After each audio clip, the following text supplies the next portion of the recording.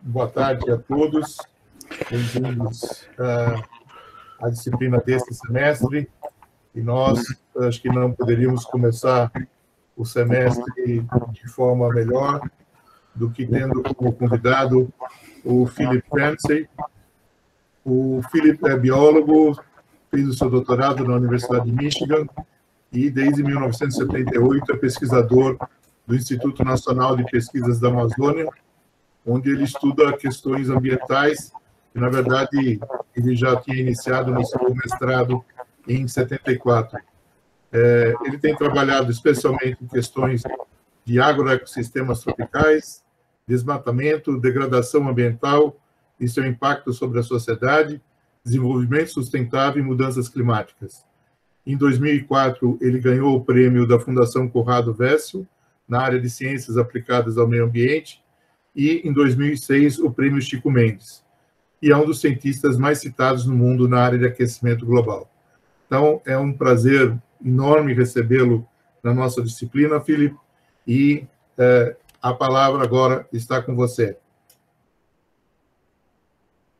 Então, eu vou falar sobre hidrelétricas, energia e desmatamento. São três assuntos enormes nesse tempo, mas muito importantes. Primeiro, deixa eu fazer propaganda desse site aqui, que tem muita mais informação sobre tudo que eu vou falar aqui hoje e outros assuntos sobre a Amazônia. Não só os meus trabalhos, tem muita mais informação nesse site. Então, recomendo. Agora, é sempre importante saber de onde vem meu dinheiro. Vem dessas fontes aqui, que são todas fontes acadêmicas, não tem nenhuma empresa de hidrelétrica, de soja, de madeira, etc. Então, nessa lista. Agora, vamos falar sobre Belo Monte, que realmente é uma coisa que ilustra muitos desses problemas.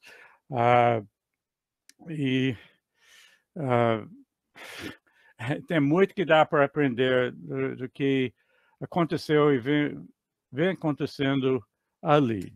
O pessoal deve saber, mas é composto de duas barragens.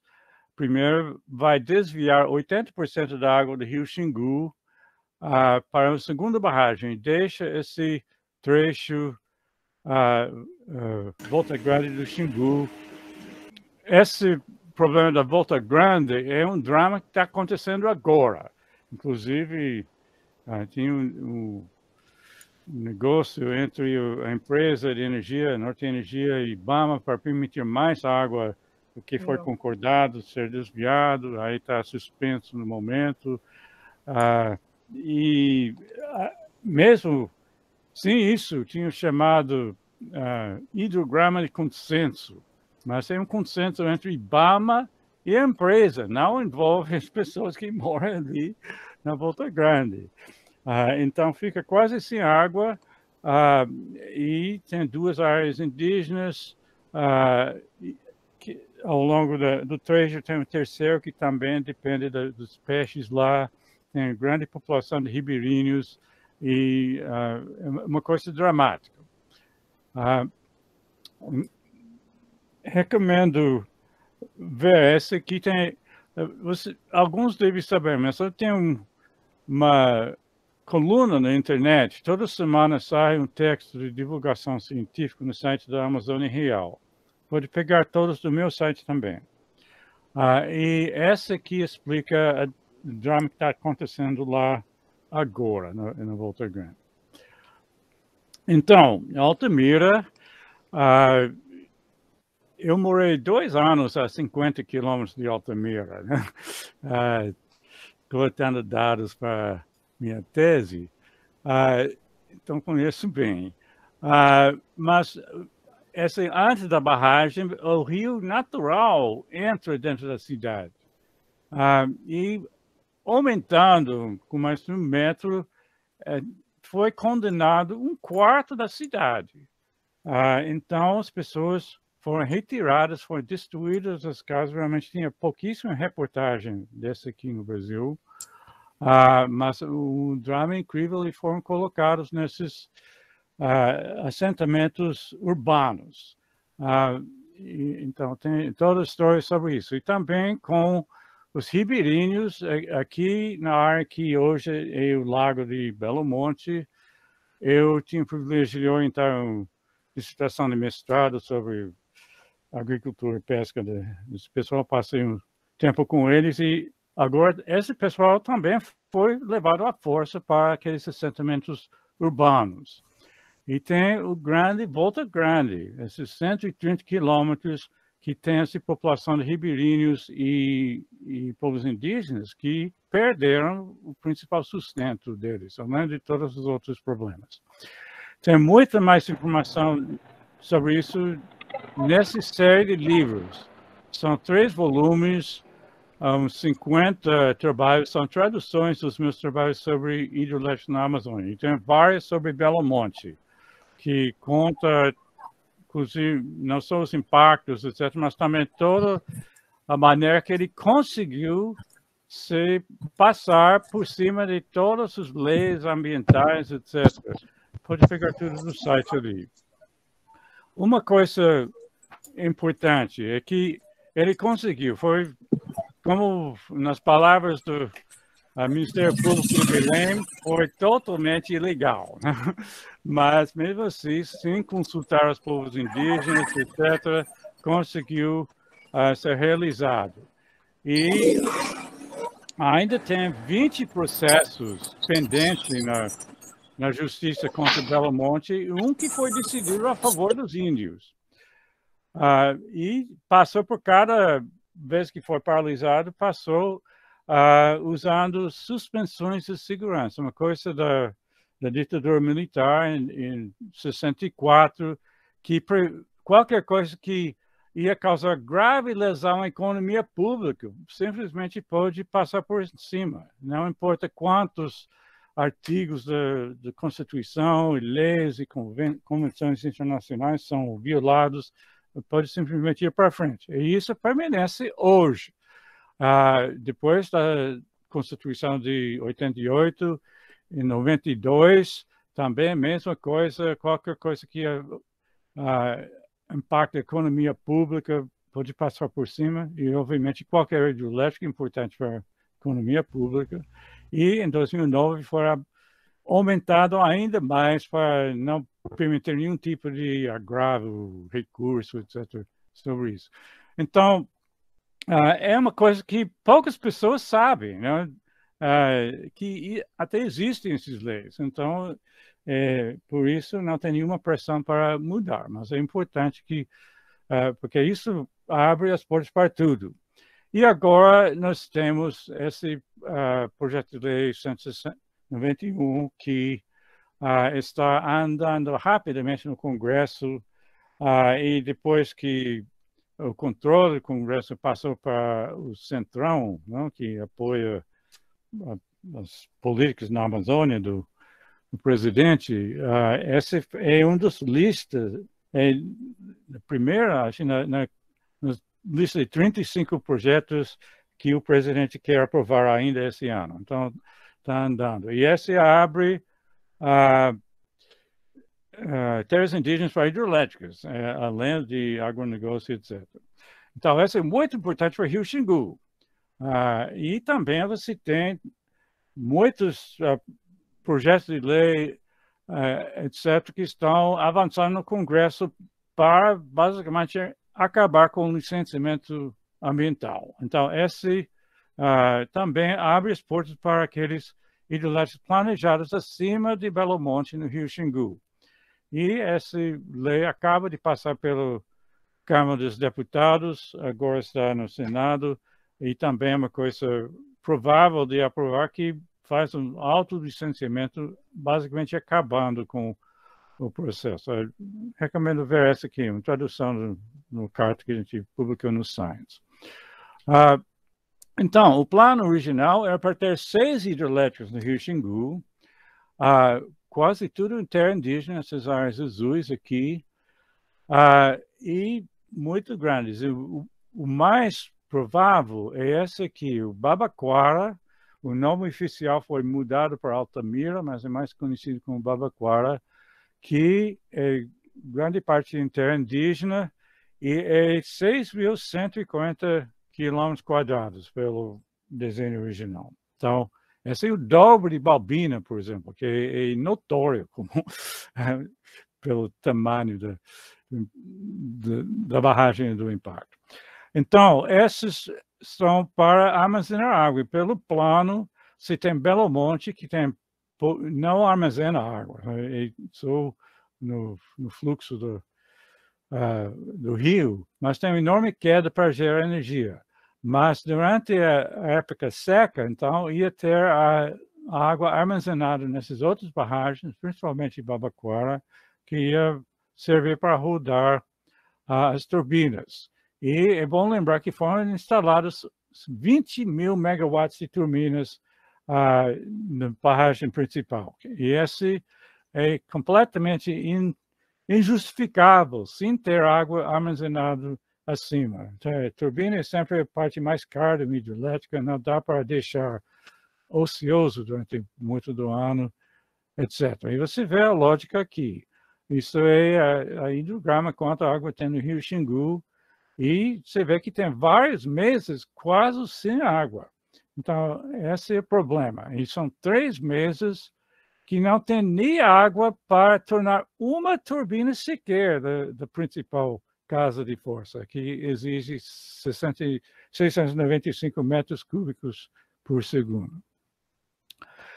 E vendo a parte econômica, esse estudo aqui analisou assim, viabilidade econômica da barragem, e essa aqui seria a probabilidade de ganhar dinheiro com Belo Monte, só com uma barragem. E essa aqui é a probabilidade de perder dinheiro. Então, é evidente que não é um negócio assim, lucrativo.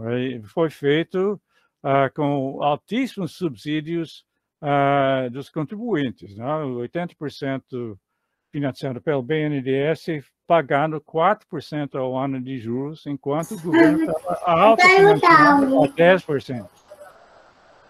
Agora, com Babaquara, não é maravilha, mas é óbvio que é muito melhor a parte econômica da barragem. E tudo isso é considerando que não vai ter mudança climática. Mas, infelizmente, está acontecendo. É uma coisa, inclusive, que também é mostrado pelo relatório do IPCC que saiu agora no dia 9 de agosto. Mas esse trabalho na revista Climatic Change, mais badalada na área de clima, mostra o escoamento superficial projetado na Amazônia. Vê na parte oriental, aqui o Rio Xingu e o Rio Tapajós, é tudo pelo menos 35% menos água correndo. E não é só que o total de água é menos, também é a distribuição ao longo do ano. Você vê aqui para o Rio Xingu e também para o Tapajós, que também tem muitos planos para a hidrelétrica. O rio hoje é essa linha preta aqui, você tem o enchente e o vazante. Mas olha esses diferentes modelos de clima, com exceção de todos mostram muito menos água. E esse azul, inclusive, é basicamente zero. E esse é o modelo mais badalado de simulação de clima. Então, você vê que perde água na época de vazante, que é justamente quando precisa, porque tem muita água no enchente, então não dá para aproveitar tudo, sempre tem que jogar uma parte fora pelos vertedouros. Então, mas durante a seca, cada gota de água é aproveitada. Então, esse perda aqui afeta muita parte da economia. E nós temos essa projeção que foi reprimido pelo presidente Dilma, que demitiu os autores do relatório que estava sendo feito sobre Brasil 2040, sobre o impacto da mudança climática até 2040 no Brasil. E para as diferentes modelos, os cenários aqui, esse vermelho é o cenário RCP 8.5, que é o mais provável acontecer. Esse é continuando as tendências de emissões. E você vê, Belo Monte aqui tem 50% menos energia. Isso até 2050. É muito. Então, esse 1100 é pior ainda. E 2040, quer dizer. E todos esses outros também têm grandes perdas de energia. Não só na Amazônia, mas também Furnas, etc., outros partes do país. Então, basicamente, inviabiliza essas grandes hidrelétricas. Agora, no plano decenal, até 2029, o Ministério de Minas e Energia deixa claro que quer fazer hidrelétricas nas terras indígenas e nas unidades de conservação. Eles calculam um total de 50 gigawatts de capacidade na Amazônia, dos quais apenas 12 não interferem com essas áreas protegidas. Então, o plano oficial é pouca coisa, são 3 barragens na Amazônia. Mas deixa claro que, caso que for abertas essas unidades de conservação e terras indígenas, então isso é decisivo para a definição das expansões, que ia fazer mais hidrelétricas, não diz quantos. E o Plano Nacional de Energia 2050 também tem a mesma coisa. E esse deixa claro que o Brasil tem toda a capacidade de suprir energia, sim, essas hidrelétricas, que tem 200 gigawatts de capacidade eólica. O Brasil é um dos países mais sortudos no mundo em termos de outras opções. Tem esse enorme litoral com ventos constantes, onde inclusive tem uma plataforma continental onde dá para construir matrizes de torres na água, sem destruir as dunas na terra. São 200 gigawatts, quer dizer, 4 Amazônias, assim, posso desenvolver todas as hidrelétricas da Amazônia. E também tem 100 gigawatts de capacidade solar. O Brasil tem praticamente todos os telhados do país ainda não aproveitados, e também tem a região Nordeste, que tem muito sol, poucas nuvens, e muito terra com baixíssima produtividade. Ali tem que ter muito cuidado com a parte social, porque não dá para simplesmente tirar as pessoas para transformar a área em placas solares. Mas a riqueza que ia gerar com esse fonte de energia dava para resolver muitos problemas do Nordeste se fosse usado de uma forma justa. E também é importante lembrar de que o Nordeste vai ser completamente devastado pela mudança climática. Esse, inclusive, fica claro com esse relatório que saiu agora. Então, de qualquer forma, não vai ter agricultura ali e vai ter que ter outras opções. Então, essas outras opções não têm prioridade porque é pensado que é mais barato fazer hidrelétricas, mas, de fato, isso não é verdade.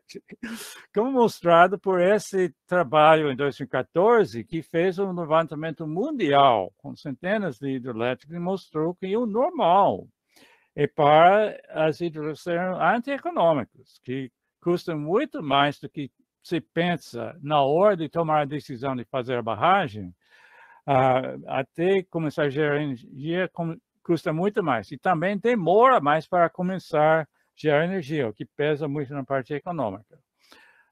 E você vê com Belo Monte, que custou mais do dobro do que se pensava na hora de tomar a decisão. E esse não é uma coisa fora da curva, esse é o normal. Então, de fato, não é energia barata. E também o Brasil tem outras opções.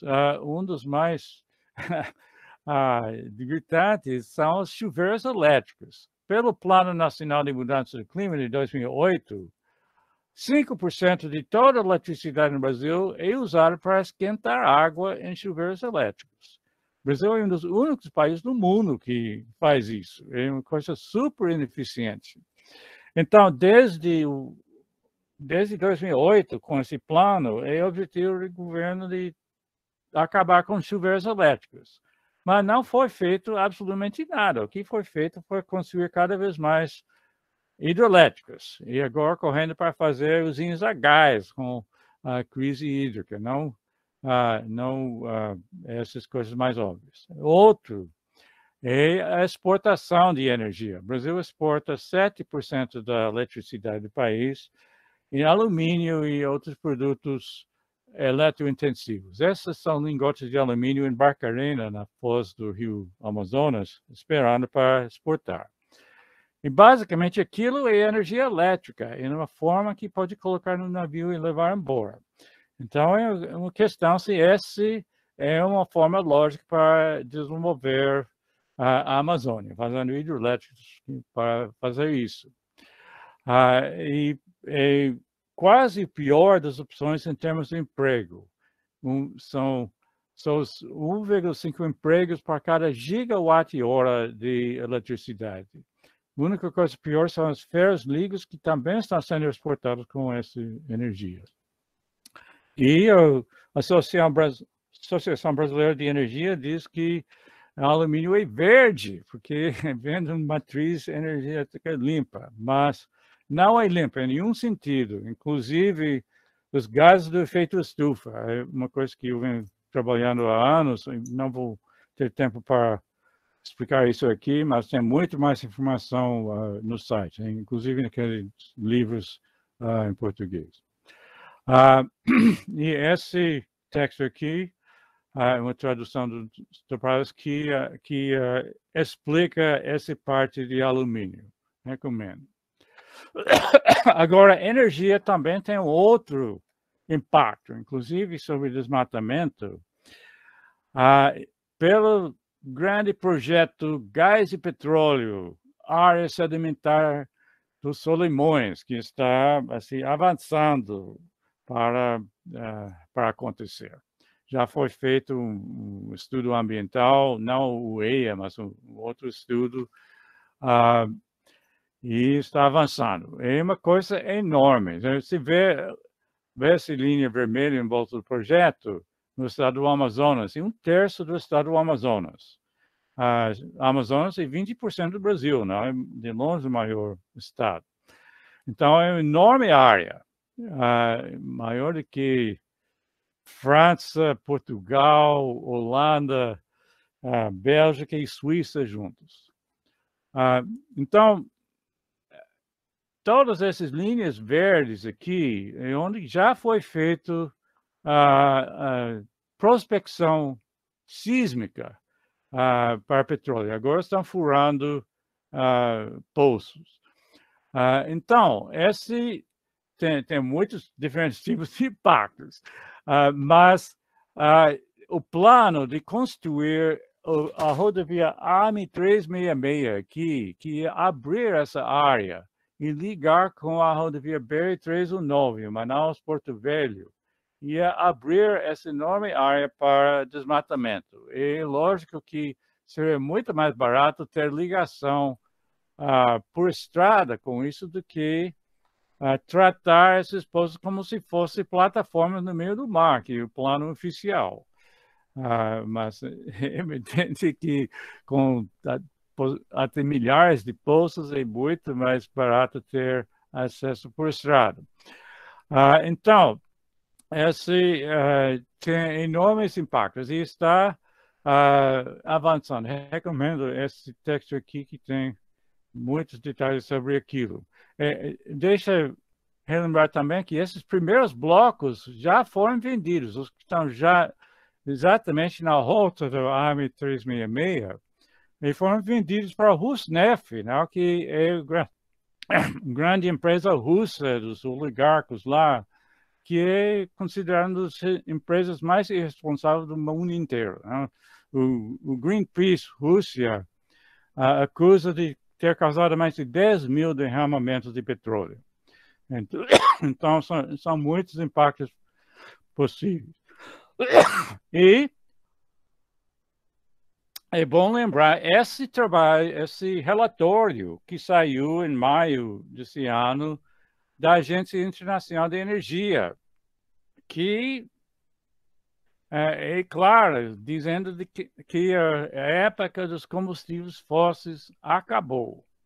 Que daqui para frente, por causa do problema climático, não deve fazer nenhum novo campo de gás e petróleo, etc. É só usar aqueles que já estão produzindo e vai diminuindo até 2050, quando zero.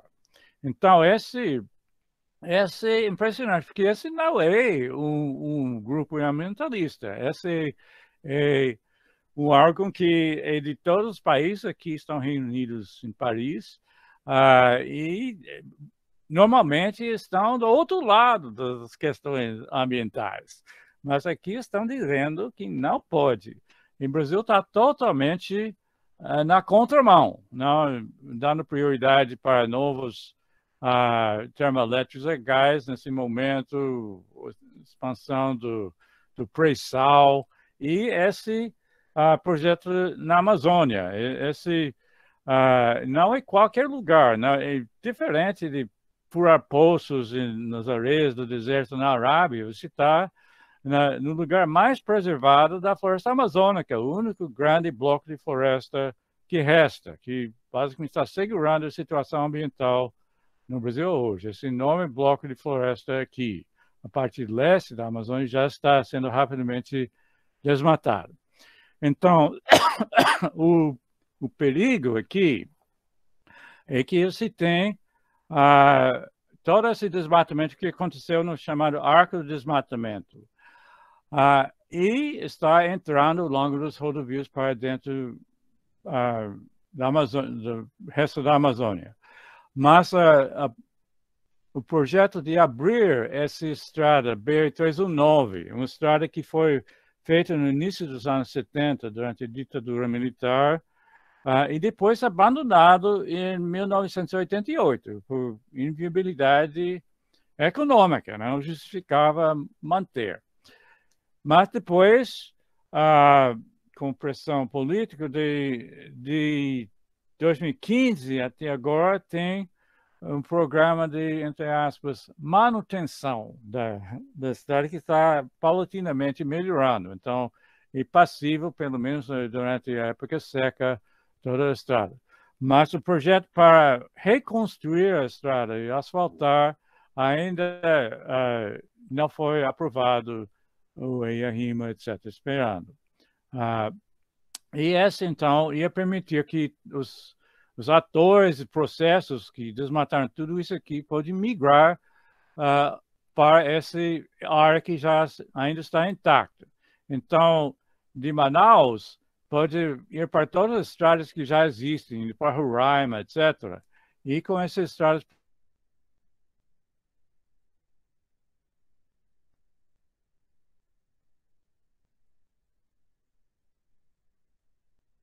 que o Brasil enfrenta hoje.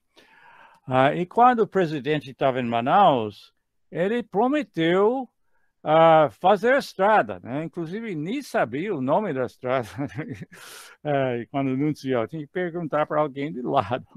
Então é óbvio que não sabia os impactos, mas prometeu passar por cima de todas as restrições ambientais e justamente isso que está acontecendo. E o problema maior é que não é apenas a estrada e na beira da estrada, que é o foco de toda assim, a rima, toda a discussão que vai acontecer lá. Mas são essas estradas laterais que levam os desmatadores para mais longe, inclusive o AM-366, que cruza o Rio Purus, em Tapauá, e abre aquele grande bloco de floresta. Então, aquela área é esse grande área de verde claro no mapa do macrozoneamento do Amazonas. E essas são terras devolutas, são as terras sem destinação. A Amazonas tem 37,5% do estado não destinado, maior de longe na Amazônia. E justamente ali onde terá esse projeto de gás e petróleo e a estrada abrindo. Então, esse é mais atraente para grileiros, para cinteiras, para empresas de diferentes tipos. Realmente é muito preocupante. E já está acontecendo. Tem um ramal ilegal que está sendo construído agora mesmo.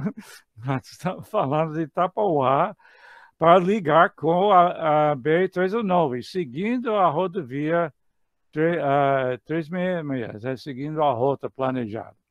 E ele é só em áreas protegidas, ele fica beirando esse terra indígena aqui, depois corta completamente esse e está no meio do Parque Nacional ali. Então, ali a estrada sendo feita, inclusive, com máquinas da própria prefeitura de Itapoá.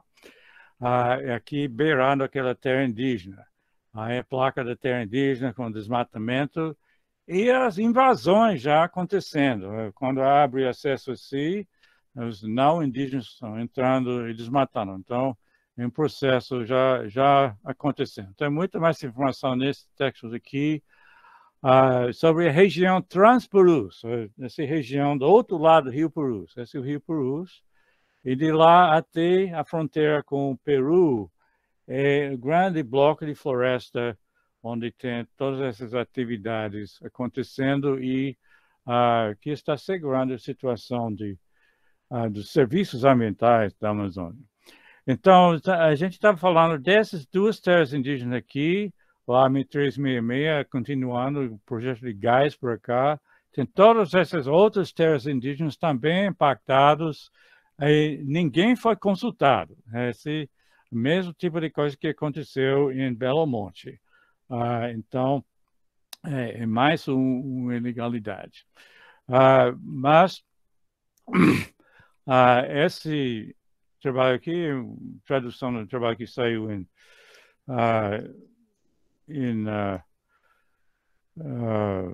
Environmental Conservation, que explica todos esses problemas das terras indígenas, etc.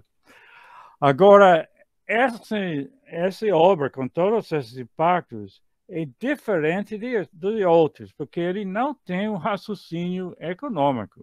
É muito comum, como aconteceu com Belo Monte, outros projetos, dizer que esse precisa ser feito para a economia do Brasil, etc. Então, mesmo listando todos os enormes impactos, simplesmente vai para frente e faz. No caso dessa rodovia, não tem um argumento econômico. O que é feito hoje para levar frete de Manaus para São Paulo, Manaus tem as fábricas da Zona Franca de Manaus, e o frete vai principalmente em carretas, assim, em balsas até Belém, e depois desce a rodovia Belém-Brasília. Agora, essa tese da USP tem muitos dados sobre a parte econômica de transporte de containers de Manaus para São Paulo. E mostra que é totalmente inviável o 319. Pode pegar a tese do meu site também.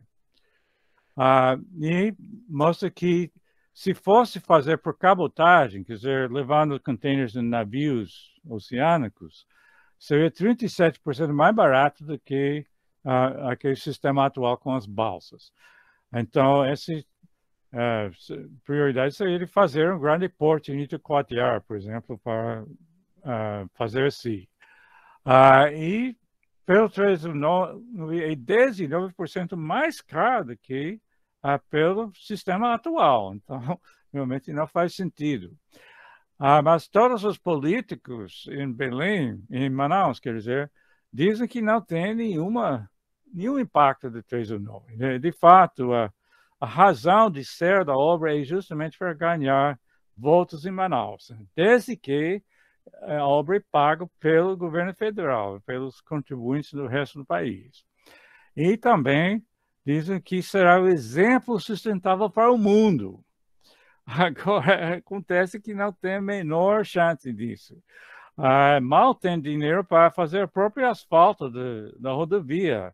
Então, é muito improvável que vai ter dinheiro para um enorme projeto de governança para proteger dezenas de terras indígenas e unidades de conservação, etc. Simplesmente ficção. Ia custar, pelo menos, tanto quanto o próprio asfalto.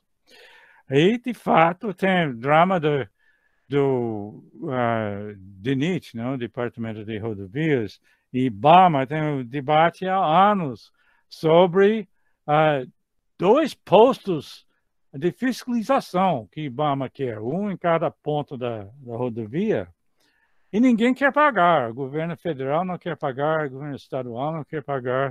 A última proposta de DENIT é de pedir para os municípios ao longo da estrada pagar esses postos. Então, se não tem dinheiro para 2 postos simples de fiscalização, imagina que vai ter para um enorme projeto de governança.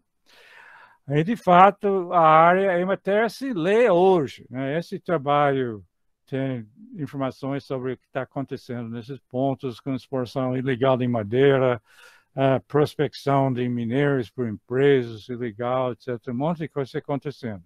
Tem uma tradução disso nesse texto aqui no site. Pode pegar todo no meu site também.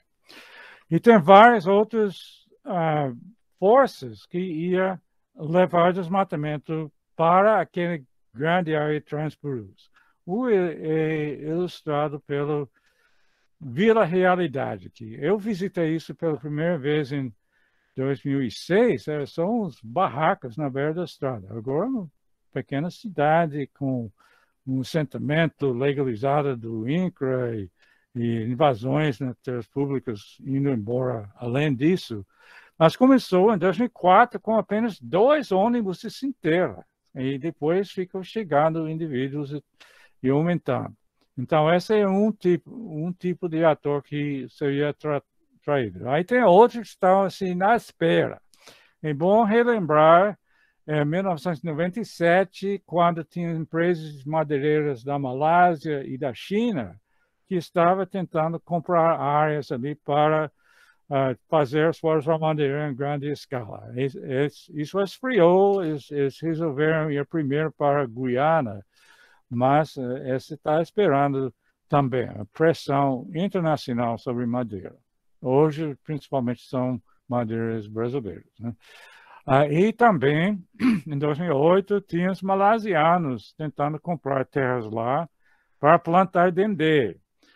Outra coisa que realmente o Brasil não acordou para tomar desse tipo de ameaça, mas tem enormes planos para biocombustíveis no Brasil, tem informações nesses textos aqui, inclusive para dendê, e é bom lembrar isso, essas são as perdas de floresta primária em 2020, né, quando o mundo ficou chocado. Mas essa baixa amarela aqui no Peru é principalmente dendê. E, de fato, essa área Transpurus, em termos climatológicos, assim como o Peru, é melhor para dendê do que na área de Tailândia, no Pará, onde existe dendê hoje. Então, esse é uma ameaça que está esperando. E realmente é impressionante. Na Indonésia, você pode andar horas e horas de carro só olhando dendê. É igual a pastagem aqui na Amazônia. Então, é uma coisa, em termos de escala, que realmente tem impacto. E outro grupo de atores são os grileiros. Esse aqui é no sul do estado do Amazonas, no município de Lábrea, inclusive áreas como essa, com 3, 4, 5 mil hectares estabelecidos, quando o máximo que dava para legalizar era só 100 hectares. É bom olhar esse mapa de novo. Essa área aqui, onde tem esses pontos vermelhos, é um dos focos de desmatamento na Amazônia mais intenso hoje. São grileiros, né, avançando para dentro de Lábrea. Então, é outro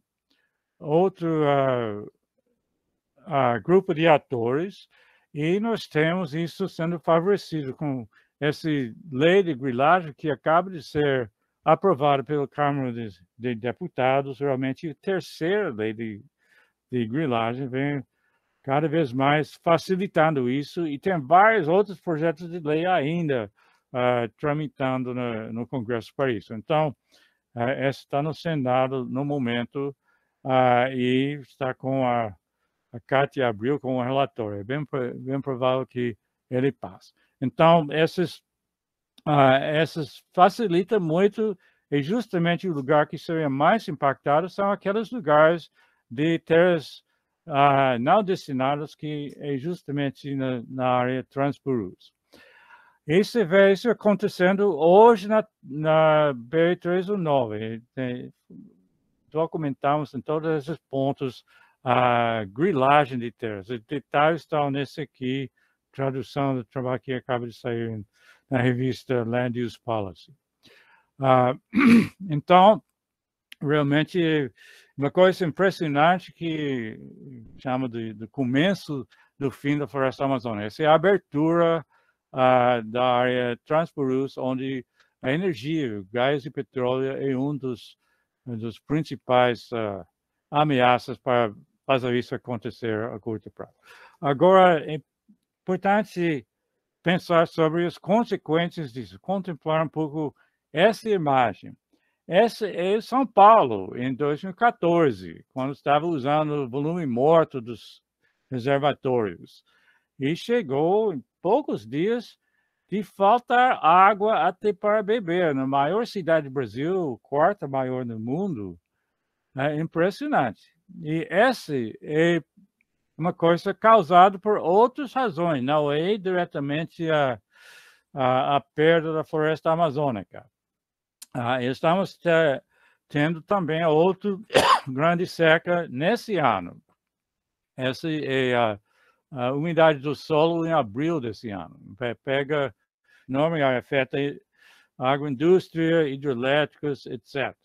Então, essa é uma coisa que tem explicações que são ligadas a mudanças climáticas, aquecimento global, e são explicados nesses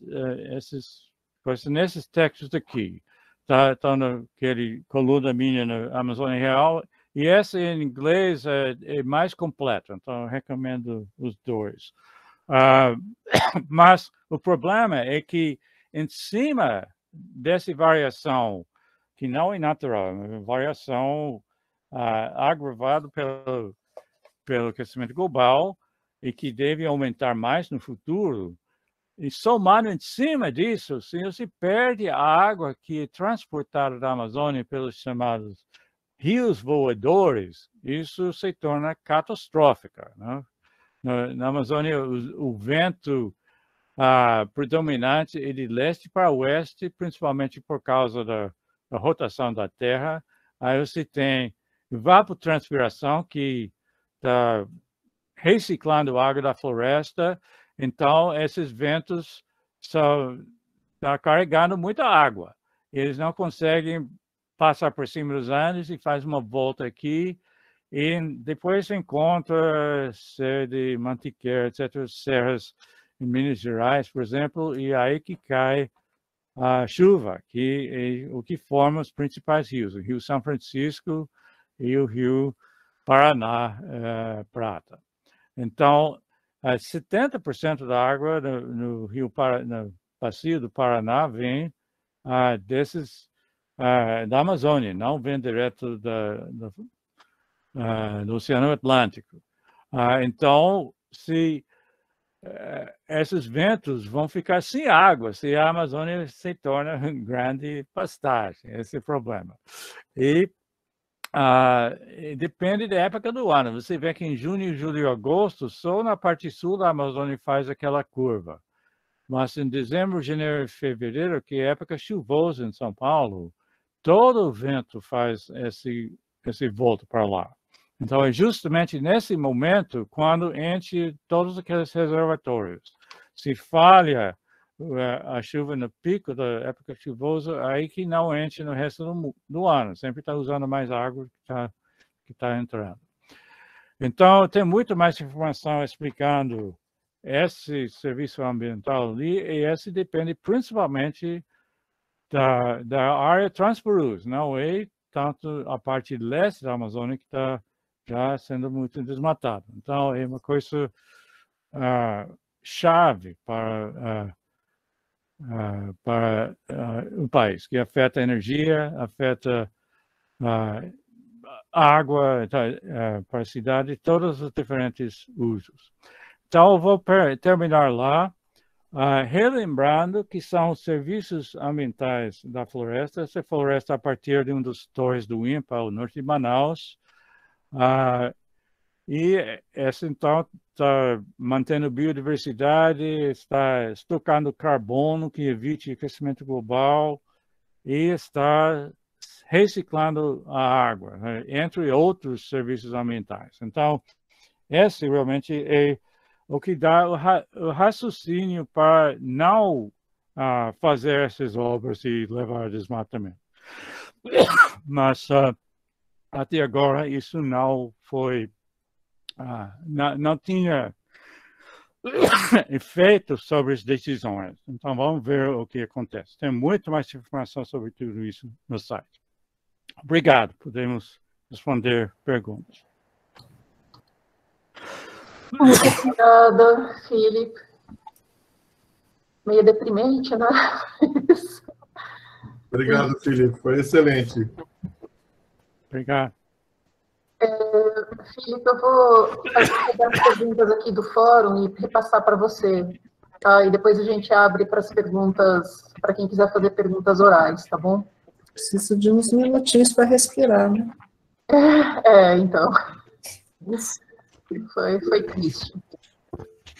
Então, vamos lá. Tem a primeira pergunta do fórum, é do Gabriel Varoto Pinto. Ele pergunta o seguinte: além de divulgar e expor, que outras atitudes podemos tomar para enfrentar essas decisões governamentais que estão devastando o ecossistema do Brasil?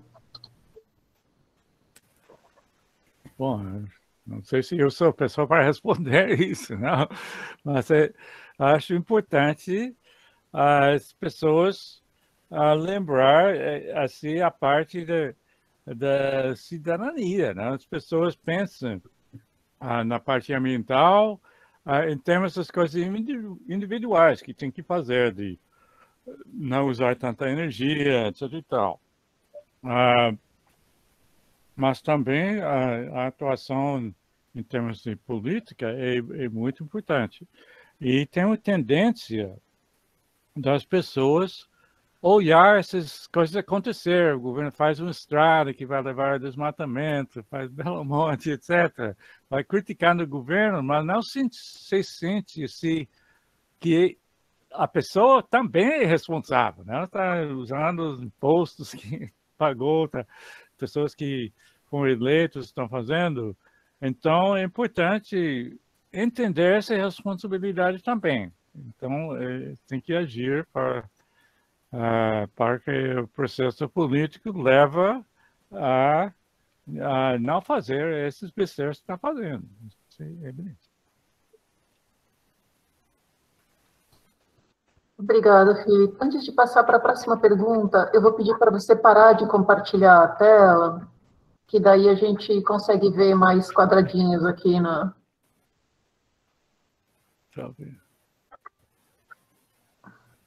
Aí. Isso. Então, a próxima pergunta é do Gabriel Akaroshi. Ele diz, com base em quais fatores esses cenários climáticos são gerados? Acho que ele estava falando lá do começo da sua aula, né? Daqueles cenários que você tinha mostrado. Em que base os cenários está falando de clima? Eu não sei se ele se... Bom, o IPCC tem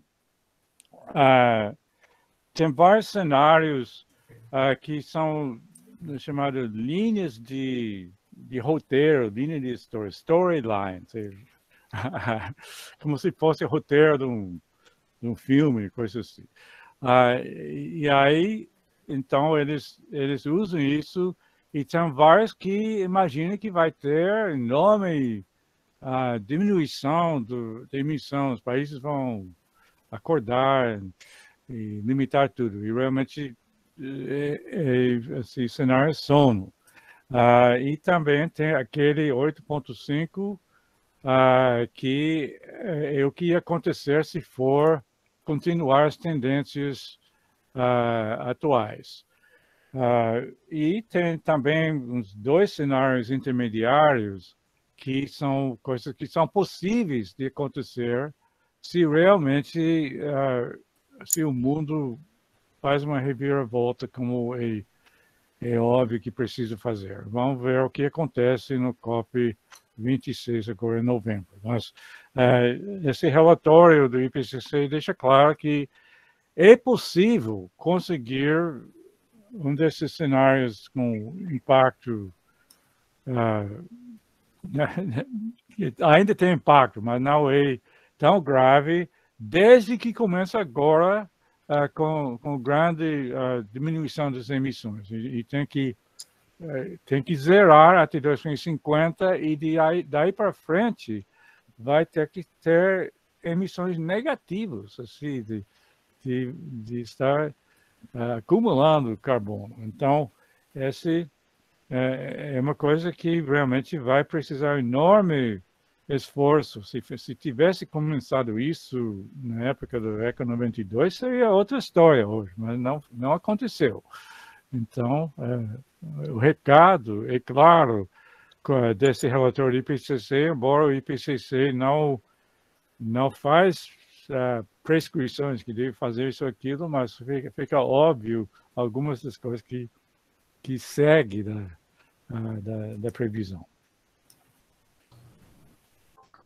Certo. Eu tinha uma pergunta que eu coloquei aqui no fórum, que é relacionada às formas limpas de energia, porque a gente sabe que mesmo as formas limpas, elas têm um impacto ambiental. Você estava falando da energia solar. A energia solar, qual é o impacto ambiental dela? Bom, tem vários impactos, não? Se vai fazer energia solar concentrado, não? Por exemplo, em grande escala no Nordeste, tem que ter uma solução para a população que está lá hoje, esse eu mencionei. Agora, tem impactos na fabricação dos painéis. Esse é impressionante. E hoje, quase todos os painéis estão fabricados na China, né? Onde está tendo impactos. Tem impacto social, inclusive, uma parte produzida em Xinjiang, onde está tendo todo aquele drama com os Uyghurs. E se tem também a poluição pesada com a produção das placas. Eu faço parte de um grupo que estuda impactos da China na América Latina. E tinha uma reunião em Lima desse grupo, onde tinha pessoas da China também. Então, a gente estava sugerindo, por que não fabrica painéis solares aqui? Inclusive, o Brasil tem os maiores jazidos de sílica amórfica, que é um dos ingredientes para fazer as placas, lá em Breu Branco, perto do Tucuruí. Então, por que o Brasil não está fabricando placas solares? E os chineses eram contundentes, que assim, não devem pensar nisso, porque a poluição é incrível. Então, está acontecendo hoje esse impacto, mas do outro lado do mundo. Não dá para dizer que não tem impactos. E aqui tem uma outra pergunta da Ana, nessa linha, que ela pergunta como a energia eólica impactaria negativamente o meio ambiente. A eólica tem uns impactos também. Ele pode matar pássaros, morcegos, etc. Uma coisa que Tem maneiras de reduzir isso, regulando a velocidade das turbinas, etc. Mas ele tem um impacto. E também, se for feito nas dunas, obviamente, perto da beira-mar é o melhor lugar para ventos. Esse, obviamente, também tem impactos ambientais. O lugar que tem enorme potencial é na plataforma continental, embora é mais caro de fazer esse. É uma coisa que tem a vantagem de não destruir coisas na Terra. Mas, comparado com as outras opções, os impactos são muito menores, comparado com hidrelétrica, comparado com fóssil e tal. Então, é importante que seja reconhecido. Outra pergunta do Gabriel Varoto. Qual a melhor expectativa realista de diminuir os impactos previsto para 2040 e por onde começar? Bom, você tem que diminuir a emissão de gases de efeito estufa. O principal, no caso brasileiro, é o desmatamento, não só desmatamento, mas desmatamento e degradação da floresta. Também degradando a floresta com exploração madeireira, com incêndios que, inclusive, são favorecidos pela exploração madeireira. Esse é o principal. Depois você tem outras grandes emissões brasileiras. O gado, que emite muito metano. Você tem o uso de combustível fóssil. Obviamente, também não tem como enfrentar a mudança climática sem deixar de usar combustível fóssil. Então, o Brasil está indo na contramão nisso aí. Pergunta da Ana Luísa Figueiredo. Energia eólica e solar também requerem insumos e matéria-prima provenientes de fontes insustentáveis, sem contar que as placas têm validade e viram lixo. Qual a opinião do professor e qual o nível de prioridade que está sendo dado para focar em estudos de geração de energia de biocombustão, pirólise? Bom, biocombustíveis também têm impactos, não? E esse é um problema para a Amazônia, não? Porque tem o potencial de, por exemplo, favorecer dendê e cana-de-açúcar em grande escala na Amazônia. Então, é uma coisa que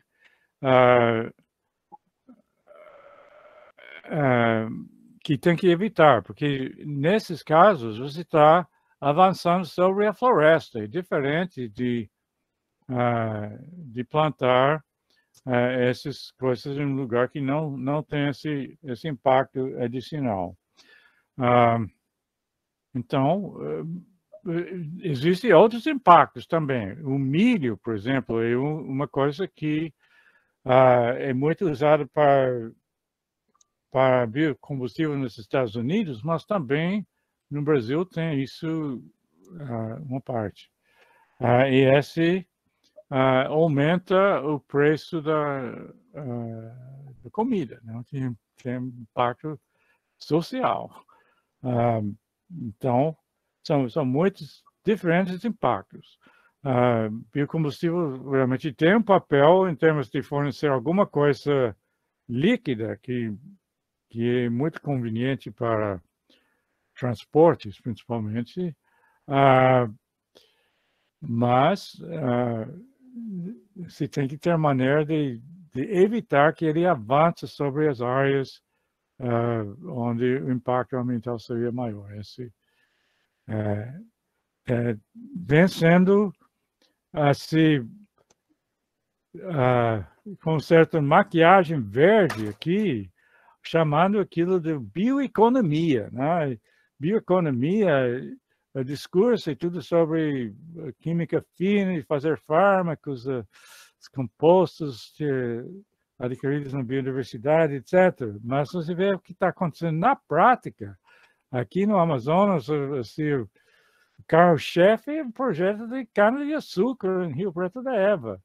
E outra coisa foi de abrir 6 grandes áreas para a exploração madeireira. Primeira coisa que nosso governador fez quando entrou no cargo. Isso é chamado de bioeconomia. Então, é importante entender assim, o problema que essas coisas causam e não deixa ser assim, escondido no discurso. A Ana Luísa escreveu alguma coisa aqui no chat. Ana, você quer complementar a sua pergunta?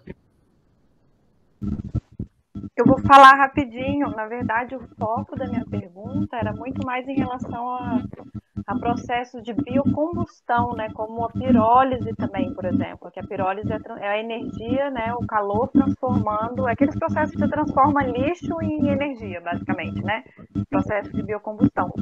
A gente tem alguns países, por exemplo, Suécia, que já estão migrando para uma energia quase 100% proveniente de pirólise, né, então eles pegam todo o lixo orgânico, todo o lixo inorgânico e transformam em energia. Então, eu percebo assim que isso, na verdade, é a alternativa que mata vários coelhos numa cajadada só, né? Então, eu queria saber se isso está sendo levado em conta mesmo, a pirólise, né, a biocombustão, enfim. Se isso está nos debates como uma alternativa aqui no Brasil. Bom, é uma coisa menor. Você pode ver, né, nesse plano de expansão energética e o plano Nacional de Energia 2050, né? E realmente essas outras alternativas são mínimas em termos do total. Tem uma pergunta da Raquel Matos. Sabemos que não existe energia limpa, principalmente pela forma e intensidade da exploração de qualquer que seja a fonte. Mas por que não conseguimos mudar nossa relação com essas fontes e sempre há insistência na construção de hidrelétricas? Parou o som ali. Pode repetir? Desculpa. Ela diz, basicamente, que não existe energia limpa, né? E ela pergunta por que a gente não consegue mudar a nossa relação com as fontes de energia e sempre a insistência na construção de hidrelétricas. Por que isso acontece? Bom, em termos de hidrelétricas, você tem um enorme lobby a favor disso. O Brasil tem um grande assim, corpo de experts em fazer hidrelétricas, engenheiros, etc., que são chamados barrageiros, né? Então, esses não se transformam em assim, promotores de outros tipos de energia. E tem uma influência muito importante sobre assim, o Ministério de Minas e Energia, por exemplo. Você pode ganhar muito dinheiro, não? Cada obra de hidrelétrica são de bilhões de reais. Belo Monte foi uns 40 bilhões. Então, esse obviamente gera o interesse de fazer. Não tem nenhum lobby para não exportar alumínio, para não usar chuveiro elétrico, coisa assim. É diferente. Então, esse se transforma em influência política. E daí você tem também a corrupção. Não? Esse, no caso do Belo Monte, ficou explicando coisa que não tinha outra explicação, não? Que tinha as delações dos dois lados, de quem pagou e também de quem recebeu.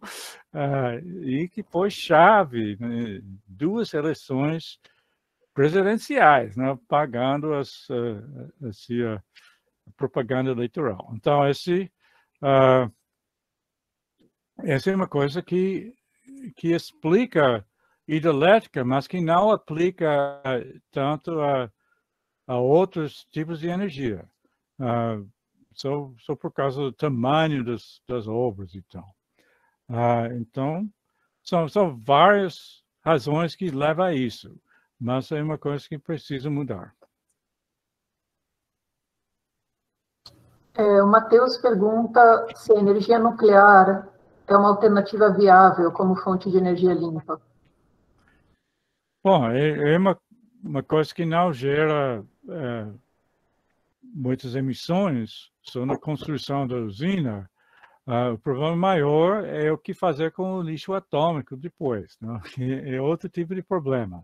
E também você tem uma pequena probabilidade de uma catástrofe, de um acidente nuclear, não?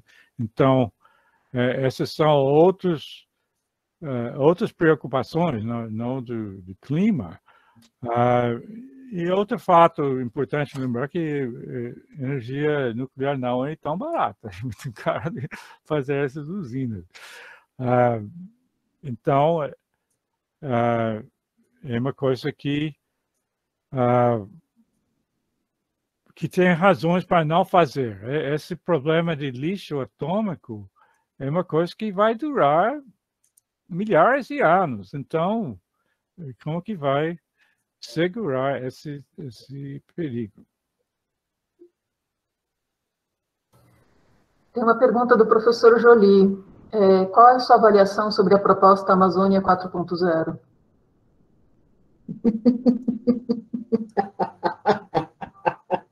Tá, bom, adorei a proposta 4.0 é o Carlos Nobre que está na frente, e é uma coisa importante. Ele promove bioeconomia e está lutando assim, em termos de mau uso desse termo, né, para mascarar outras coisas que não são verdes, né? Mas é evidente de que precisa uma mudança drástica, no caso, motivado pelas mudanças climáticas que o Carlos estuda, né? Sabe bem a magnitude do perigo que tem. Então, é uma coisa que é importante que está acontecendo. Realmente precisa de iniciativas desse tipo. Eu vou passar para as pessoas que levantaram a mão. Só antes, gente, quem está colocando perguntas no chat, eu pediria que ou volte e tente colocar no fórum, se não conseguir colocar no fórum, me avise, ou levante a mão, porque eu não consigo acompanhar todos os lugares ao mesmo tempo. Então, por enquanto, eu vou abrir a lista de pessoas que levantaram a mão. Então, no chat tem mais comentários que perguntas. No comentários. Até agora eu não vi perguntas, né? Acho que tinha uma pergunta. Bom, mas depois eu vejo lá. Então, o José Renato. Boa tarde a todos. Obrigado, professor Felipe. É muito importante a sua aula. Eu sou aluno do doutorado em Ciências Ambientais e Conservação da Universidade Federal do Rio de Janeiro e sou indigenista da FUNAI, trabalho no Museu do Índio. Eu estou fazendo um estudo sobre os usos das terras pelos povos indígenas. E, diante disso que o senhor fala, fica evidente que os indígenas eles têm um sentido de uso diferente dos ocidentais. Eles tratam a terra, os usos das terras, com um significado sagrado. E nós vamos perdendo isso. A nossa sociedade ocidental vai perdendo esse significado da terra, da floresta, como alguma coisa, como algum lugar sagrado que nós deveríamos deixar para as gerações futuras. Então, eu vejo que mudar essa mentalidade realmente só é possível a partir desses trabalhos aqui, dessas pessoas reunidas aqui, não é? E o mais difícil para mim, nessas últimas perguntas que todos os colegas fizeram, é saber como. Como que nós vamos mudar isso, não é? Quer dizer, o que fazer? Porque a Europa já viu que precisa, com a COP26, vai precisar mandar dinheiro para o Brasil plantar árvores. E como é que nós vamos conseguir reverter esse desmatamento, reverter essa depauperação, que os mau usos das terras tem gerado no Centro-Sul, no Sudeste, Centro-Oeste e agora na Amazônia. Quer dizer, tudo que nós fizemos de errado em Minas Gerais, São Paulo e Rio de Janeiro, durante séculos, nós estamos fazendo na Amazônia. Em vez de plantar árvores, nós estamos desmatando. Então, professor, eu fico pensando assim, como que nós vamos conseguir usar esse dinheiro da COP26 que os norte-americanos e os europeus querem nos mandar para que nós consigamos reverter esse processo?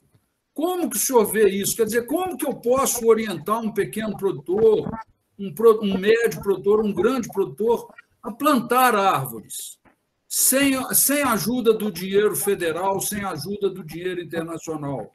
Muito obrigado, parabéns. Tá, obrigado.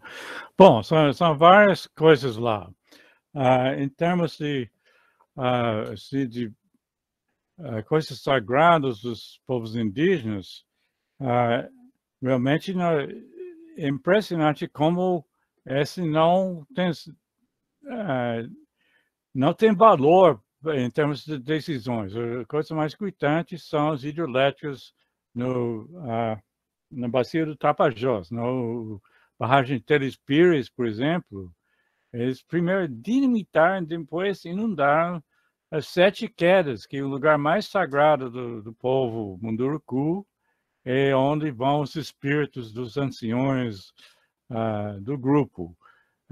Equivalente ao céu para cristãos. Não? Então, esse foi destruído e nem considerado como impacto no RIMA. Então, é óbvio que tem que reconhecer melhor. E também é importante lembrar que esse desmatamento das grandes áreas de floresta original também envolve a destruição dos grupos indígenas que estão lá. É diferente de plantar árvores, recuperar uma pastagem degradada, plantar árvores, isso não tem esses outros benefícios que você está mantendo povos indígenas, você está mantendo toda a biodiversidade da floresta original, etc. Então, esse é um dos aspectos.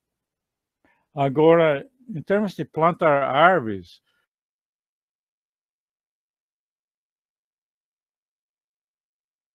não seria a prioridade hoje, não? Porque é muito caro para recuperar o hectare de floresta. Muito mais caro do que evitar o desmatamento de um hectare de floresta intacta. E evitando o hectare de desmatamento tem muito mais benefício para o clima e também para todas essas outras considerações do que plantar árvores em um hectare. É também uma coisa que tem um benefício imediato. Né? Se você evite um hectare de desmatamento hoje, esse tem muitas toneladas de carbono, etc., que você evitou hoje. Enquanto plantando árvores, leva décadas para aquilo crescer. Então, o tempo é muito valioso nessa discussão. E evitar desmatamento tem essa grande vantagem. Então, a Amazônia tem muita floresta em pé, e que está sendo rapidamente desmatada. Então, o problema é que o dinheiro verde é sempre insuficiente, mesmo chegando a esses volumes maiores de dinheiro de fora.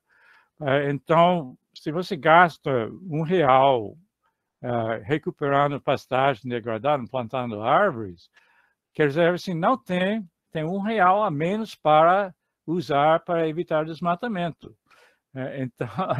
Então, em termos hoje, você precisa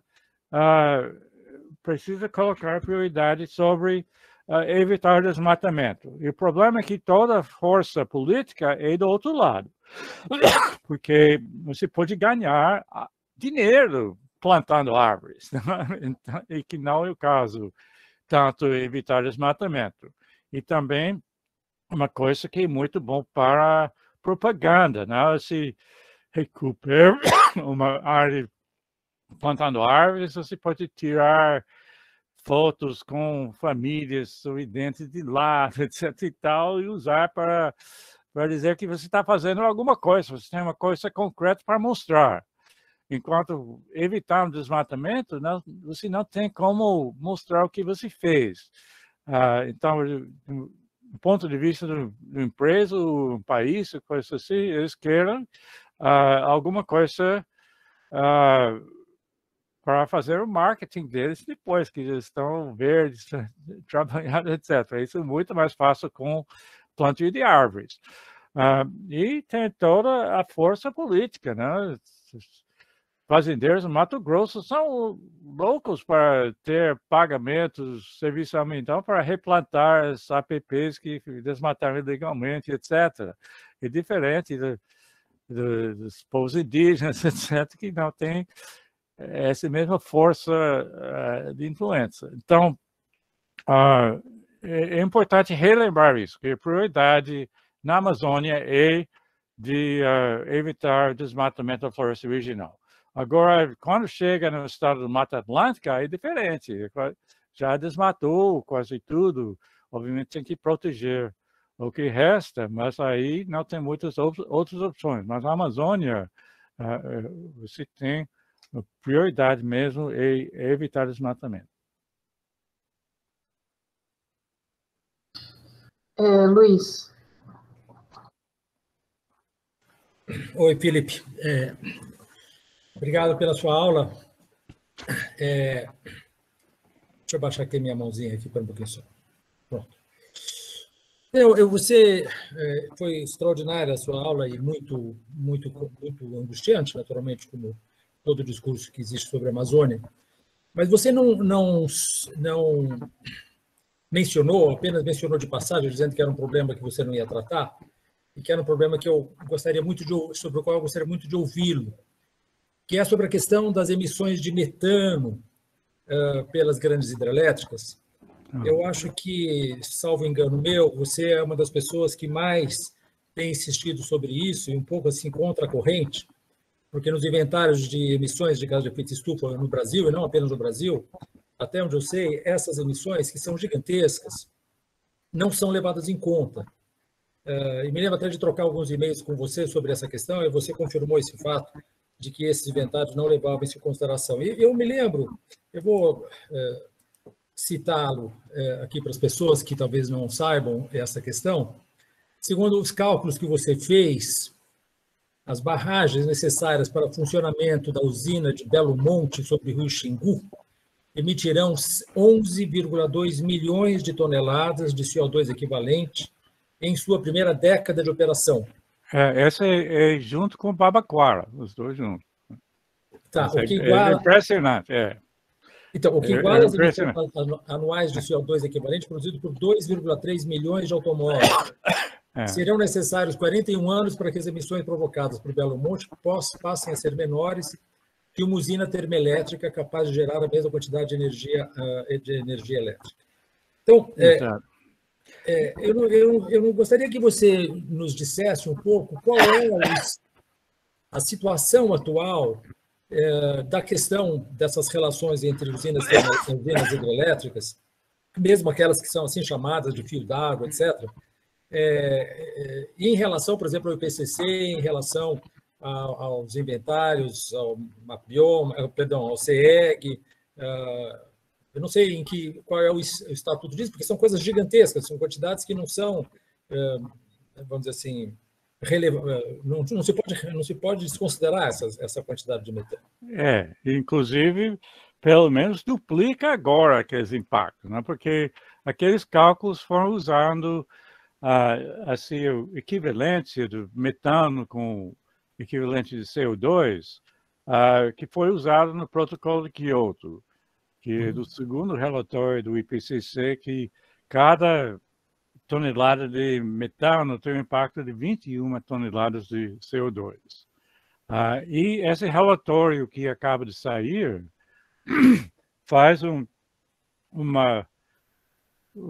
novo índice desse conversão e considera como 50 vezes mais, não 21. Quer dizer, mais que duplica o impacto das hidrelétricas. E realmente seria maior ainda, porque se considera 20 anos, que é o tempo que nós temos para controlar o efeito estufa. Exato. Então, impacto é 80,4 vezes mais do que uma tonelada de CO2. CO2 tem um impacto brando, mas dura mais ou menos 10 vezes mais do que o metano. O metano tem um enorme impacto a curto prazo, mas dura poucos anos. Então, olhando nesses próximos anos, o metano tem enorme importância em termos de não passar esses tipping points, então, esses pontos de não retorno. E, obviamente, hidrelétricas são a pior possível opção para isso. Primeiro, a emissão, só em termos de toneladas de gás, é concentrada nos primeiros anos. Depois ele vai diminuindo, Exato. Não vai para zero, mas é menor no futuro mais longo. E outra que é a emissão de metano, que tem esse impacto por cada tonelada concentrado nos primeiros anos. Então, esse é essencial em termos de cumprir com o objetivo do Acordo de Paris, de não passar limites, descrito como bem abaixo de 2 graus Celsius acima do nível pré-industrial. E essa que mais ou menos corresponde aos liminares dos tipping points. Então, hidrelétricas realmente são uma das piores opções para isso. E esse ênfase em metano, desse último relatório do IPCC, é importante. É uma mudança comparada com o passado. Obviamente, o Brasil é um dos grandes emissores de metano, tanto na parte antropogênica, que é proposital, como aquele de hidrelétricas, o gado, que emite muito metano, etc. E também por fontes naturais. Se tem todas as áreas de várzeas, lagos de várzeas, etc., na Amazônia, que emitem muito metano. E com o aquecimento global, essas fontes naturais vão ficar emitindo muito mais ainda. Então, a Amazônia é um lugar-chave para essa questão. Eu faria só mais uma pergunta, um pouco na esteira daquilo que o Joly lhe perguntou. Você acredita que a Amazônia é compatível, quer dizer, o bioma amazônico é compatível com uma economia de escala, ou seja, uma economia capaz de produzir açaí, que seja, ou o que quer que seja dessa área, numa escala comparável, por exemplo, com a soja ou com commodities que desmatam? A minha impressão de avanço é que não é possível. Quer dizer, a Amazônia ela pode ter uma economia regional, uma economia local, no máximo regional, mas não me parece que ela possa ser fonte de uma economia de escala visando o mercado nacional e internacional. Não sei qual é a sua opinião a respeito. Bom, de forma sustentável é difícil, não? Realmente, você tem, por exemplo, a produção de madeira da floresta.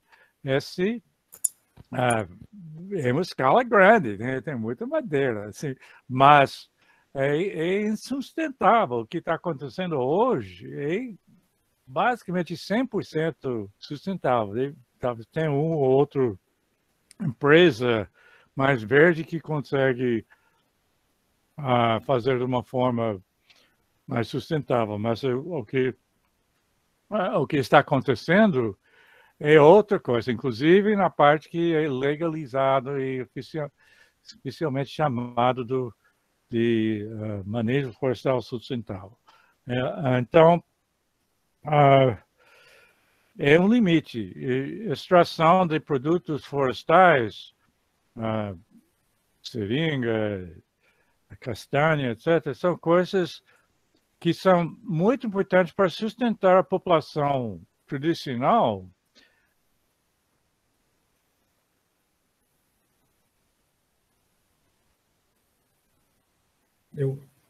Congelou? Não é que esse vai produzir enorme volume de commodity para comercializar. A razão da prioridade é outra, é ambiental. É ambiental e social também, de manter os povos. Obrigado. Eu vou voltar para o fórum, que tem umas perguntas lá que eu copiei do chat. Então, tinha uma pergunta da Nayara, que tinha ficado para trás, ainda sobre as fontes de energia, dizendo toda fonte de energia tem impacto, mas como avaliar aquela que tem um menor impacto e aderir a fontes alternativas? Bom, o que tem menor impacto é de usar menos energia. Não? Essa tem que ser a primeira coisa, mas não está tendo a mesma prioridade de procurar fontes de gerar energia. A parte da razão é que ele não tem nenhum lobby, lucro de ter, de usar menos energia. Mas essa é a primeira coisa. E depois tem que avaliar os impactos que essas diferentes fontes têm. E é evidente que as avaliações, por exemplo, de hidrelétricas, são grosseiramente subestimadas. Simplesmente não está contando os impactos. Não? Em Belo Monte, eles não consideravam os povos indígenas abaixo da barragem como diretamente impactados. Né?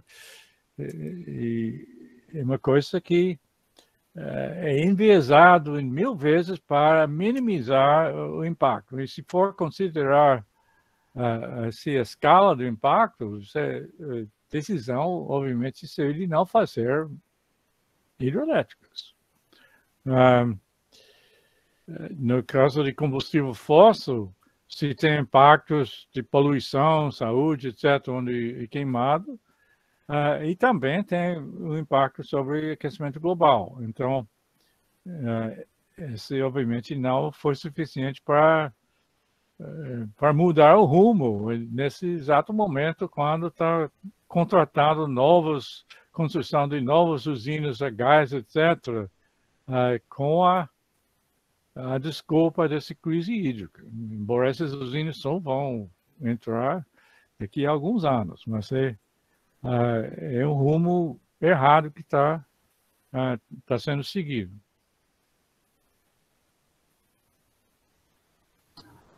Certo. Tem uma pergunta da Sandrine Gouveia, que é: tivemos comentários a respeito de bioeconomia. Gostaria de saber se o professor compreende algum cenário onde este tipo de abordagem seja coerente e que tipos de critérios temos que levar em conta para considerar que as ações estejam alinhadas. Bom, existe produtos que podem ser comercializados, quer dizer, tirados da floresta e vendidos, como açaí, por exemplo. É um tipo de produto. Muito é do outro tipo, que em termos de informações, onde não é o produto físico que vai fazer, mas diferentes compostos químicos que podem ser transformados em fármacos ou outros usos, tem um enorme valor. Mas a questão de como esse é aproveitado, não tem muitos impedimentos que levam a aquilo não beneficiar tanto quem está lá na floresta. E também é importante reconhecer que é uma coisa que não é infinito, né? Quer dizer, a capacidade de aproveitar essa informação é limitada, né? Quer dizer, a empresa Merck, por exemplo, tem um negócio com Costa Rica de usar informações de biodiversidade lá. E é uma das grandes empresas do mundo na área de fármacos. E só aquele país, só Rondônia é 5 vezes maior do que todo o país de Costa Rica. Quer dizer, é uma coisa em termos de quanto floresta você precisa para esse fim, é mais difícil de justificar a vasta área que precisa manter. Mas é uma coisa que faz parte disso. Então, é uma das coisas que pode ser assim, aproveitada da floresta é essa riqueza de informações. E muito do problema não é tanto técnico, mas em termos das instituições, de como que vai regulamentar, como que vai fazer com que o emprego, etc., que sai disso, acaba sustentando a população, no caso da Amazônia. Nesse caso, geralmente são coisas de cidades. Você está trabalhando com uma coisa de química fina, não é uma coisa feita na aldeia, mas é uma coisa que envolve emprego. E eu tenho pregado isso há anos, em termos de aproveitamento disso, mas é uma coisa que é muito assim, mais longe de gerar benefícios em escala do que as outras questões, o problema os problemas climáticos, tanto do efeito estufa quanto de reciclagem de água, são mais próximos a ter um efeito maior. Mas é importante lembrar que a biodiversidade, mesmo se não tem tanto assim, lucro financeiro nesse curto prazo, é um dos grandes raciocínios para manter a floresta, que todas as unidades de conservação que temos foram criadas para a biodiversidade, não para evitar aquecimento global.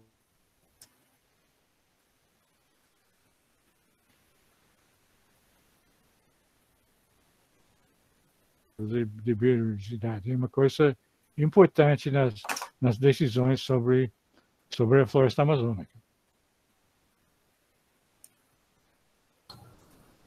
Certo. Tem uma última pergunta do Luiz Carlos Quimbaio Guzmán. A construção de novas hidrelétricas causa grandes problemas culturais, sociais e até ecológicos. Além disso, estão associadas a emissões de metano. Considerando unicamente o ponto de vista biofísico, a produção de energia de hidrelétricas é considerada uma alternativa limpa quando comparada com o uso de combustíveis fósseis? Bom, física, nesse sentido de quanto é o impacto.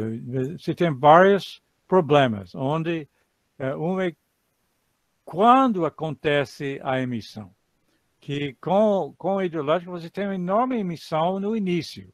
Todas as árvores que são inundadas e vão apodrecer, liberam CO2 e o que no fundo do reservatório vai ser metano. E esse, então, é um grande impacto a curto prazo. Agora, a hidrelétrica vai gerando energia ao longo de décadas. Então, se você considera 100 anos, por exemplo, que o que a indústria hidrelétrica quer sempre fazer as análises, inclusive aquele a Agência Internacional de Energia sempre advogava isso. Então, ao longo de 100 anos, você vai se pagando essa dívida de aquecimento global dos primeiros anos. E depois de um tempo, vai ficar gerando um benefício. Mas é uma coisa longe no futuro. Então, em termos do nosso problema de evitar catástrofe climática, nós temos que ver o que vai acontecer nos próximos anos, e não uma coisa que vai ter benefício lá no futuro distante. E, nesse sentido, a hidrelétrica fica pior do que a energia fóssil, na maioria dos casos. Né?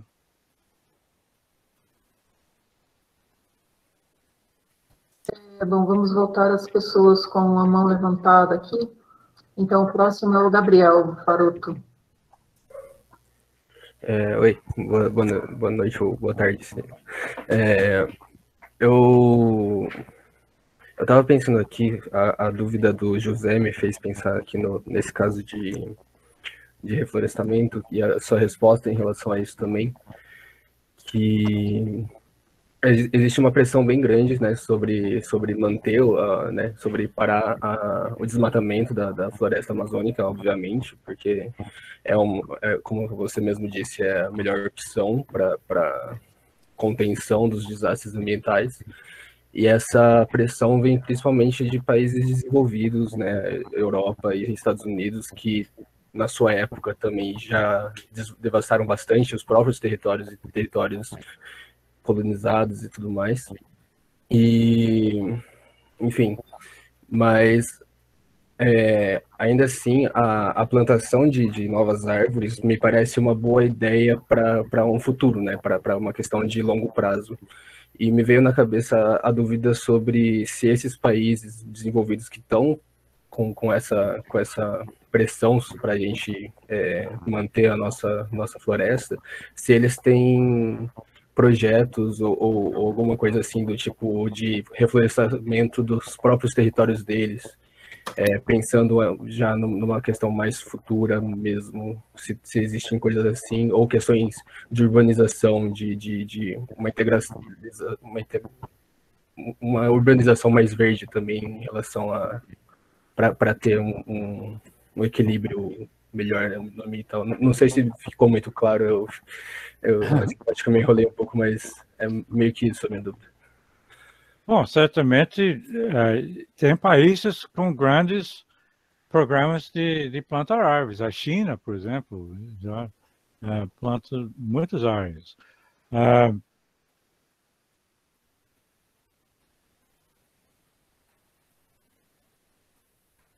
Da crise atual, de como evitar passar desses liminares decididos no Acordo de Paris,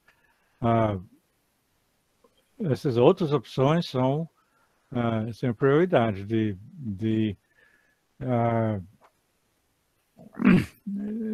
diminuir o desmatamento.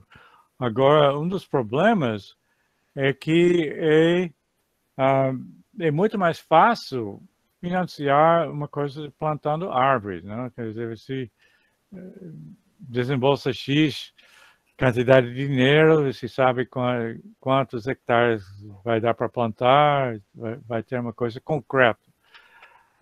E muitas das coisas chaves para evitar desmatamento é diferente, não é só o comportamento das pessoas individuais, não? Quer dizer, um proprietário decide desmatar um hectare ou não desmatar. Também são essas decisões, se vai fazer uma estrada para abrir uma nova área, etc. São decisões do governo, que é um outro tipo de, outro ponto onde é mais crítico ainda para ter a mudança. E essas são coisas que abre um processo, você abre uma nova estrada, o que acontece depois é basicamente fora do controle do governo. Não? Mesmo que o governo tenha todo o discurso de que como vai controlar tudo com governança, o fato é outro. Né?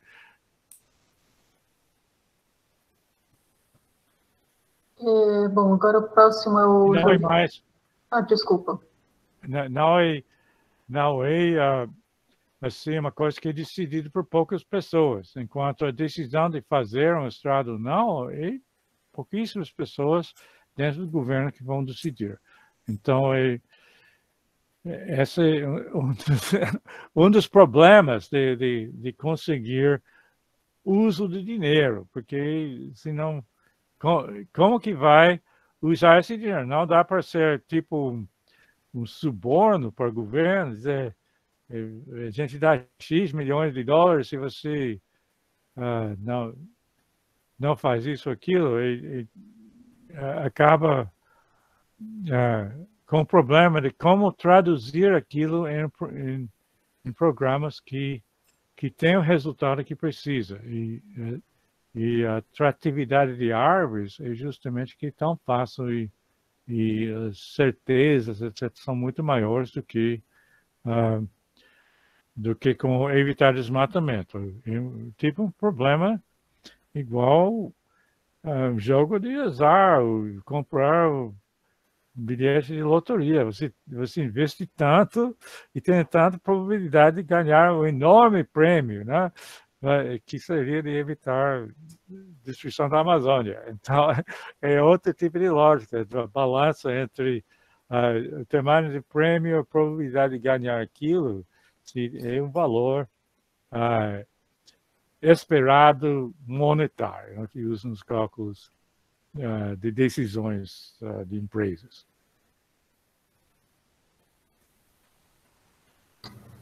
Certo. Vou passar a palavra, então, para o Jolie. Felipe, você poderia falar um pouco da situação nos outros países amazônicos? A gente tem bastante informação do que acontece aqui, mas o que está acontecendo no Peru, Colômbia, em termos de previsões de hidrelétricas e problemas de desmatamento? Realmente tem muitos problemas nos outros países também. Agora, essa notícia do Equador, que o governo anunciou agora que quer dobrar essa exportação de petróleo, abrir novos campos na Amazônia, etc., obviamente tem consequências desastrosas, e já tinha enormes derramamentos de petróleo no Equador, já. E isso afeta povos indígenas, isso afeta desmatamento. Isso aconteceu com o Texaco, que fez uma estrada, entrou pessoas para desmatar, tem toda a história que já aconteceu lá. E hidrelétricas é uma coisa onde o Brasil é um ator-chave, não? Porque o plano tem que ver o que realmente acontece. Mas o acordo Brasil-Peru de 2010 era para 6 grandes hidrelétricas na Amazônia peruana, que seria hidrelétricas brasileiras, né? Quer dizer, construída com dinheiro do BNDES, construída por empreiteiros brasileiros e principalmente para exportar eletricidade para o Brasil. Na Bolívia também tem a mesma coisa. Se tem a hidrelétrica Cachoeira Esperança, que é também brasileira dentro da Bolívia. Bala também seria brasileira. E então, o Brasil é chave em termos de decisão do que vai acontecer nesses países com hidrelétricas. Vamos ver, obviamente, tinha escândalos de corrupção, o Odebrecht foi o principal empreiteira. Tem que ver o que realmente acontece nesses próximos anos. Mas é uma coisa, inclusive no plano, aquele plano 2050, que saiu agora, nesse ano, essa lista 24 hidrelétricas que o Brasil está planejando importar energia dos outros países. Quer dizer, é uma coisa ainda assim, dentro dos planos brasileiros.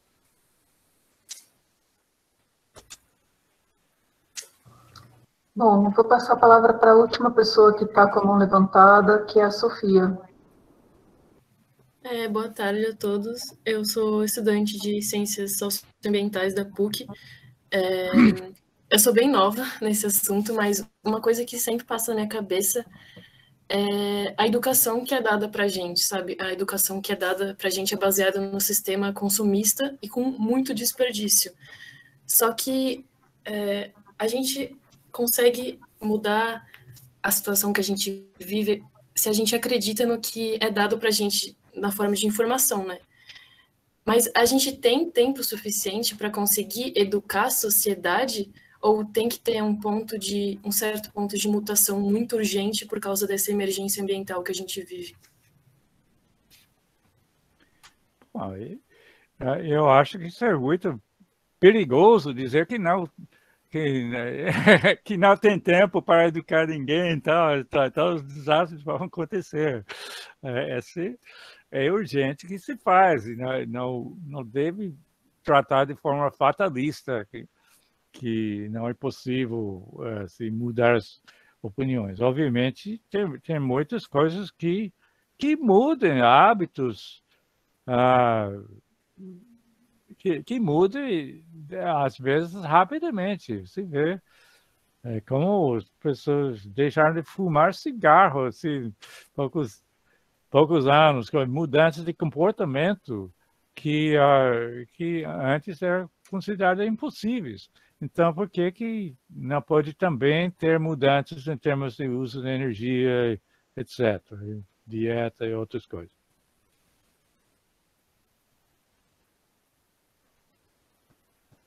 Bom, gente, professor Filipe, vou agradecer enormemente a sua presença aqui na aula. Já são praticamente 18 horas, que é o final da nossa aula aqui. Então, queria agradecer a todos os presentes, os professores e os alunos. Muita coisa aí para pensar no final de semana, mas o importante é manter os ânimos altos, apesar de toda essa informação. Estamos aqui justamente porque queremos fazer alguma coisa ao respeito, então não se esqueçam disso, gente. Então, bom final de semana a todos e nos vemos na próxima sexta-feira. Muito obrigado, Filipe. Excelente palestra. Obrigado. É um prazer.